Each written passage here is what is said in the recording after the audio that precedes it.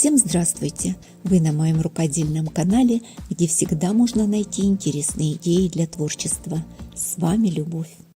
Подкладка больше не нужна. Сегодня соберем полотно в технике пицца, которое будет выглядеть одинаково привлекательно с обеих сторон. Рисунок и цвет можно сделать одинаковый или наоборот абсолютно разный. Все зависит от ваших потребностей и фантазии. Все остатки от шитья я собираю и периодически превращаю их во что-то полезное. Сегодня буду утилизировать полосочки. Они все в ярких весенних тонах. Обрезки поменьше тоже пригодятся, их я отложила отдельно. Уплотнитель тоже из обрезков. Сегодня полная утилизация. Подготовка – это важный момент при сборке пиццы, поэтому проглаживаю каждый лоскуток, чтобы в полотне они лежали плотно край к краю, создавая идеально гладкую поверхность. Чтобы сформировать слой утеплителя, мне понадобится вспомогательная ткань. Она должна хорошо держать форму. Раскладываю на ней первый слой синтепона. Кусочки выбираю побольше. Второй слой кладу в другом направлении, и здесь уже в ход идут все остальные обрезки. Стараюсь распределять их равномерно, от этого зависит толщина прослойки. Когда меня все устраивает, перемещаю заготовку на гладилку. Увлажняю с пульверизатора и накрываю тканью, чтобы синтепон не прилип к утюгу. И дальше работаю утюгом, пока синтепон не спрессуется и не превратится в тонкое единое полотно. В таком виде синтепон становится стабильным и хорошо подходит для укрепления лоскутного полотна. Синтепон пока отложу в сторону, а на ткани соберу полотно. Для сборки чаще всего использую клей-карандаш. Всегда беру на основе ПВА. Каждая полоска занимает свое место в этой текстильной мозаике. Клей наношу на полоску отдельными мазками. Этого будет вполне достаточно для временной фиксации. После первой же стирки клей уйдет из полотна. Полоски все разной ширины и формы. Они создают живой естественный ритм. Если длины не хватает, просто соединяю два лоскута в одну линию. Можно взять одинаковые, а можно сыграть на контрасте. Так полотно получится еще интереснее. Секрет пиццы в том, что нет никаких правил. Постепенно заполняю полотно, наслаждаясь процессом. Иногда делаю это в полной тишине, иногда на фоне фильма. Все зависит от настроения и состояния души. Это будет лицевая сторона. Вторую сторону соберу на клеевом флизелине. Кладу его шершавой стороной кверху. В ход пойдут мелкие обрезки и остатки от полос. У меня обе стороны будут в одной цветовой гамме. Просто заполняю полотно без конкретной цели и понимания результата. Все интуитивно, как мне подсказывает моя фантазия.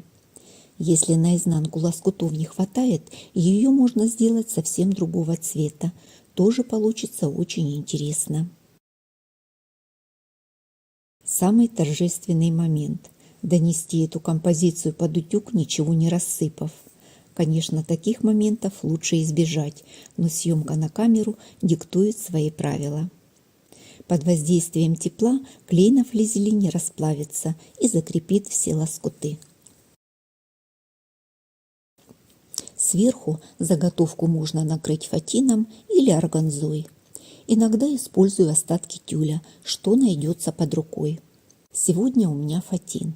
Он придаст ткани благородный блеск, а цвет оставит таким же ярким. Поворачиваю заготовку лицом вниз. Сверху кладу слой синтепона. Дальше вторая заготовка для лицевой стороны. И еще слой фатина. Чтобы слои не сдвигались, соединю их булавками. Все лоскуты надежно закреплены, поэтому булавок будет немного. На заготовке нарисовала волнистую линию по диагонали. По ней проложила строчку. Все остальные параллельно первой. Расстояние между ними сделала на ширину лапки. Диагональ – самая стабильная линия, а волна скроет все неровности в стыковке лоскутов. Лапка обычная, тефлоновая, Игла универсальная, номер 100. Нитки полиэстер. После стежки обязательно влажно-тепловая обработка. Утюг долго не держу на одном месте, чтобы не повредить фатин. Давить на утюг сильно не стоит, чтобы сохранить фактуру ткани. Вот оно, мое полотно, готовое к работе. Разный рисунок, геометрические узоры или абстракция. Все, что вы сможете сложить из лоскутов, может стать частью этого полотна. И, повторюсь, никакой подкладки. Стежка волнами по диагонали создает оптическую иллюзию. Она словно размывает границы между полосками, добавляя поверхности трехмерный объем и рельеф. Полотно получает фактуру, которую прямой строчкой сделать невозможно. Полотно получается прочное, плотное и в то же время сохраняет гибкость. Полотно буду использовать сразу. Для начала разделю его на две части. Из одной вырежу круг. Подобрала тарелку подходящего диаметра. Это быстро, и круг точно получится правильной формы. Из второй части вырежу две полоски одинакового размера. Это будет боковая сторона будущего изделия.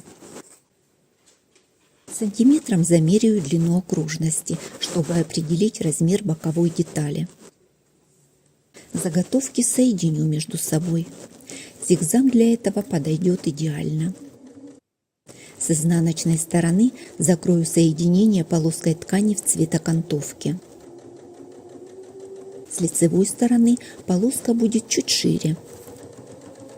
Цвет полоски подбирала по рисунку. Лишнюю обтачку срежу. На переднюю панель добавлю нашивку. Соединила заготовку в кольцо и пришила декоративную накладку. Срезы на круге обработаю косой бейкой из отделочной ткани. Боковую часть полосками, скроенными по долевой. Ширина полос 3 см.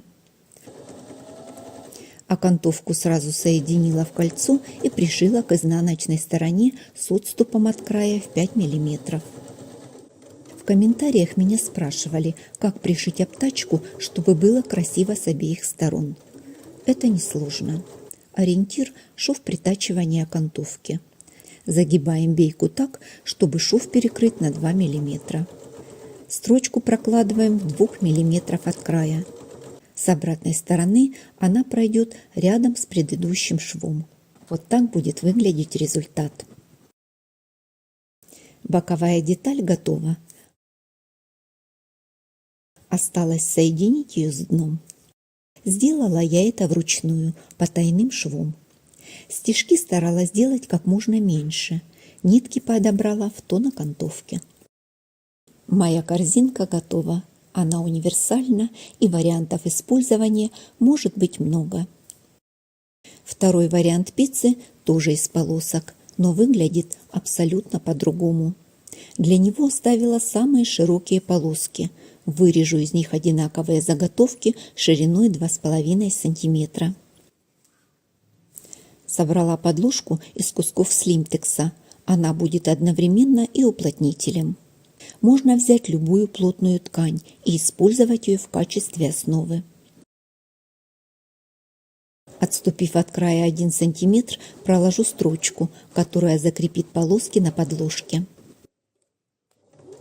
Дальше обычная плетенка. Поднимаем полоски через одну и вставляем поперечную полоску.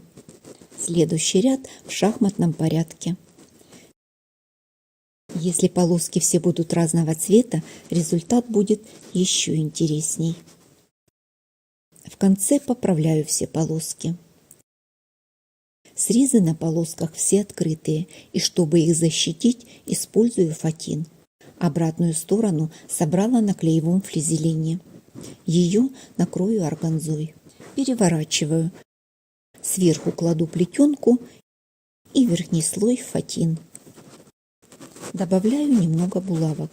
Да, и для уверенности все полосы в плетенке по краю соединила наметкой.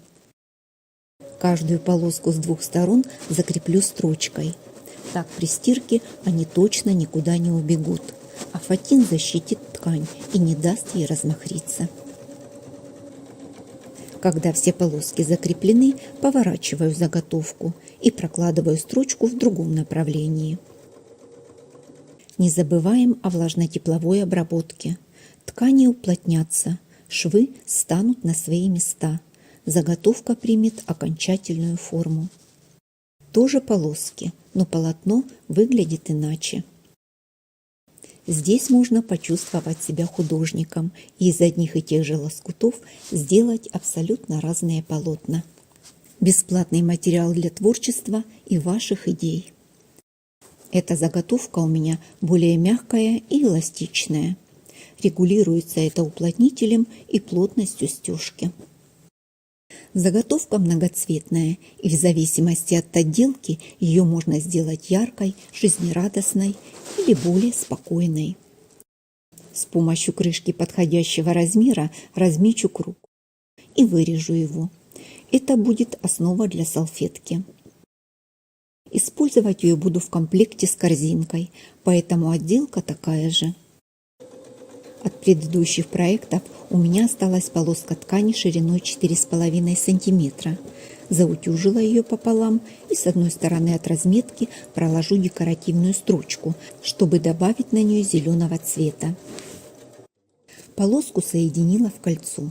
Складываю пополам, совмещаю срезы и соединяю их строчкой. Длина стежка максимальная, натяжение верхней нити ослабила. Полоска скроена по косой. Строчка слегка растянула ткань и сделала край фактурным. Мне этот эффект нравится, и я его оставлю. Потянув за одну из нитей, присоберу полоску. Ширину полоски можно взять и больше. Я ограничена в размере. Распределяю оборку равномерно по всей длине круга. Нитки с одной стороны завязываю, вторую пока оставлю как есть, может придется еще подрегулировать. Основу салфетки и оборку соединила наметкой. Сверху кладу обтачку и соединю все слои строчкой. Обтачку соединила в кольцо и выверну ее на лицевую сторону. Выправлю оборку и закреплю отделочной строчкой. Длину стежка выставила 4 мм. Чтобы закрепить срезы, проложу строчку от края на расстоянии 2-3 мм. При стачивании оборку слегка натягиваю, чтобы сохранить одинаковый размер и сделать ровный край салфетки. Вторую сторону обтачки попробовала закрепить тоже строчкой. Мне не понравилось, как-то грубовато. Поэтому я от нее избавилась без особого сожаления и закрепила край вручную потайным швом. Это заняло немного больше времени, но результат меня устроил. Интерьерная корзинка и салфетка с кокетливой оборкой займут свое место у меня в столовой. Благодаря двухстороннему полотну изделие выглядит эстетично с любого ракурса и при этом хорошо держат форму. Такие вещи создают в нашем доме неповторимый уют и хранят тепло наших рук. Иногда из самых маленьких обрезков получается неожиданный результат. Спасибо, что прошли этот творческий путь вместе со мной. Делитесь в комментариях, чтобы вы сшили из двухсторонней пиццы. Хочу сказать спасибо спонсорам, которые нашли возможность поддержать канал материально. А я на этом с вами прощаюсь. До новых рукодельных встреч!